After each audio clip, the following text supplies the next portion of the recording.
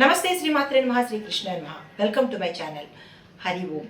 అయితే మూడవ భాగంలో గురు పౌర్ణమి రోజు పుట్టినటువంటి పిల్లలు ఎలా ఉండబోతారు, వారి వ్యక్తిగత లక్షణాలను ఇక్కడ మీకు తెలియజేస్తాను. ప్రధానంగా ఈరోజు పుట్టినవారు, గురు పౌర్ణమి రోజు పుట్టినవారు గురుతత్వము మరియు జ్ఞానానికి ప్రతీక. అందువల్ల ఈరోజు పుట్టిన వాళ్ళకి గురు కటాక్షము సంపూర్ణంగా ఉంటుంది అనేది ఒక విశ్వాసము. అయితే వీరి యొక్క లక్షణాలు తల్లిదండ్రులు చిన్నప్పటి నుంచే మీరు గమనించుకున్నట్టయితే ప్రస్ఫుటంగా కనబడతాయి. అది ఎలా గమనించాలి, వాళ్ళ యొక్క కెరియర్ ఎలా ఉంటుంది, వ్యక్తిగతంగా వాళ్ళు ఎలా ఉంటారు, ఏ చదువులు చదువుతారు, ఏమి చదవాలి అనేది కూడా తల్లిదండ్రులకి ఒక విషయ సూచికలాగా నేను మీకు తెలియజెప్తున్నాను. మొట్టమొదటిది వ్యక్తిత్వము. ఆ పిల్లలు కనుక మీరు గమనించినట్టయితే సహజంగా తెలివితేటలు ఎక్కువ ఉంటాయి. రెండవది, చిన్నప్పటి నుంచి మిమ్మల్ని వాళ్ళు ప్రశ్నలు అడిగి తెలుసుకోవాలి అని అనుకుంటారు. మీరు గమనించండి, ప్రతిదీ అలా ఎందుకు, ఇలా ఎందుకు అని మిమ్మల్ని ప్రశ్నించే ఉంటారు కదా. అలా ప్రశ్నించే వాళ్లకు గురుబలం ఎక్కువగా ఉన్నది అన్నది సూచన అనమాట. నిజాయితీగా ఉంటారు, న్యాయబద్ధత పట్ల ఆసక్తి పెరుగుతుంది, పెద్దలను గౌరవించే స్వభావం వారిలో ఉంటుంది, ఇతరులకు మార్గనిర్దేశం చేయగల నాయకత్వ లక్షణాలు వాళ్ళకు ఉంటాయి. అంటే వీళ్ళు బార్న్ లీడర్స్ అనమాట. ఎవరికైనా అడ్వైజెస్ ఇవ్వాలన్నా, ఇలా వెళ్ళండి అలా వెళ్ళండి అని చెప్పాలన్నా వీళ్ళే ప్రథమంగా ఉంటారనమాట. అయితే మరి వీళ్ళకి రాణించే విద్య ఏంటంటే ఉన్నత విద్య మీద వాళ్ళకి ఆసక్తి కలుగుతుంది.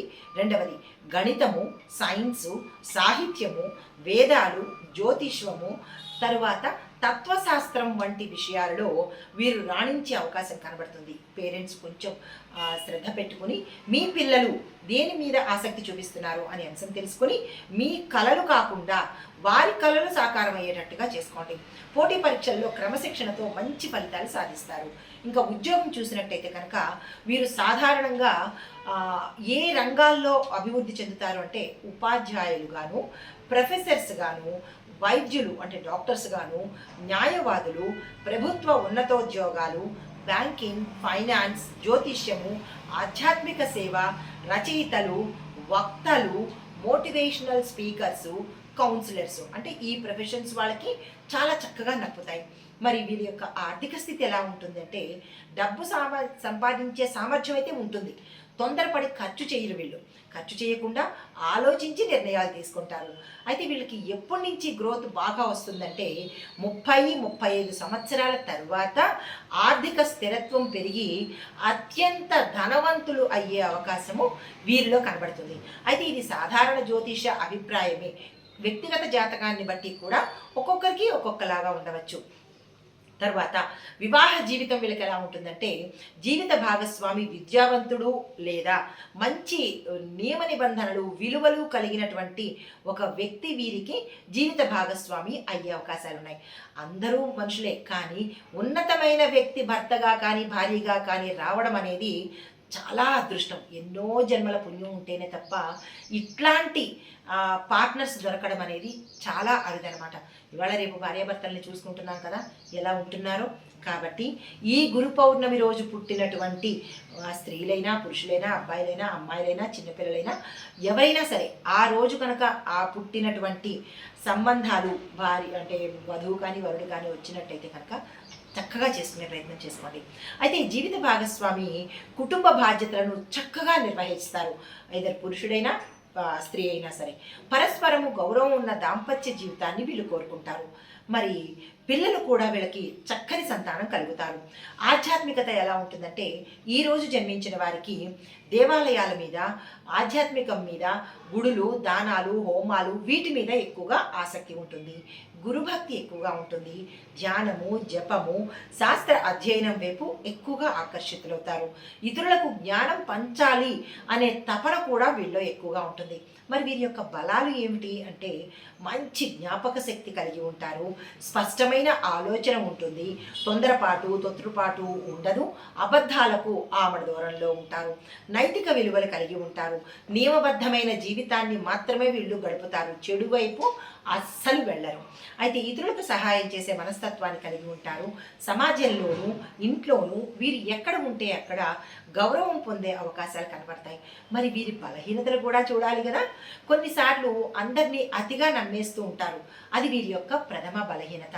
అందరికీ సహాయం చేయాలనే తపనలో తాము ఇబ్బంది పడతారు. భావోద్వేగాలను వీళ్ళు మనసులోనే దాచుకోవడం వల్ల కొంత మానసికంగా ఇబ్బంది పడతారు. పరిపూర్ణత కోసము ఎక్కువగా అంటే పర్ఫెక్షన్ ఎక్కువగా వీళ్ళలో ఉంటుందన్నమాట. పర్ఫెక్షన్ ఉండాలి, ప్రతిదీ పర్ఫెక్ట్గా ఉండాలి అనే ఆలోచనతో ఎక్కువగా ప్రయత్నాలు చేస్తూ ఉంటారు. అయితే మరి అదృష్ట సూచనలు ఏమిటి అంటే కనుక మన శాస్త్ర ప్రకారము వీళ్ళకి కలిసి వచ్చే రంగు పసుపు, బంగారు వర్ణము. మీ పిల్లలైతే కనుక లేదా మీరైతే కనుక ఈ గురు పౌర్ణమి రోజు పుట్టిన పిల్లలు కానీ పెద్దలు కానీ సాధ్యమైనంత వరకు పసుపు రంగుకి, బంగారు వర్ణానికి ఎక్కువగా ప్రాధాన్యత ఇవ్వండి. మీకు కలిసి వచ్చే రోజు మీ లైఫ్ టైం గురువారం రోజు మాత్రమే కలిసి వస్తుంది. ఆ రోజుని మీరు మంచి పనులకు కానీ ఏ పనికైనా ఉపయోగించుకునే ప్రయత్నం చేసుకోండి. మీ యొక్క అధిదేవత గురు అంటే బృహస్పతి. మీ యొక్క దేవుడు దక్షిణామూర్తి వేదవ్యాస మహర్షి. మరి మీరు శుభ దానాలు అంటే మీ లైఫ్ టైం ఎప్పుడైనా ఇచ్చుకోవాల్సిన దానాలు పసుపు, పుస్తకాలు, శనగలు, విద్యాదానము, అన్నదానము.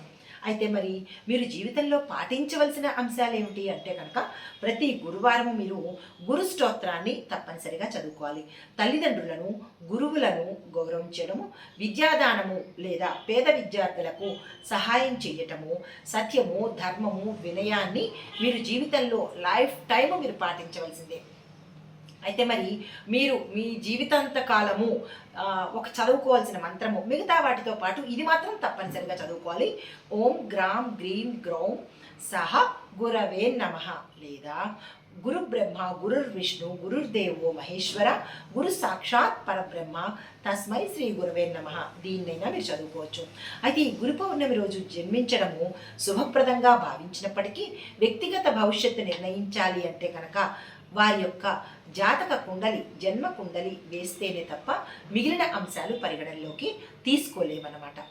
ఇది గురు పౌర్ణమికి సంబంధించినటువంటి అన్ని అంశాలు మీకు తెలియజేశాను. దీన్ని మీరు లైక్ చేసి సబ్స్క్రైబ్ చేసి మీరు షేర్ కనుక చేసినట్టయితే మరింత మంచి జరిగేందుకు అవకాశం ఉంటుంది. చాలామందికి ఈ విషయాలు తెలిసేందుకు అవకాశం ఉంటుంది.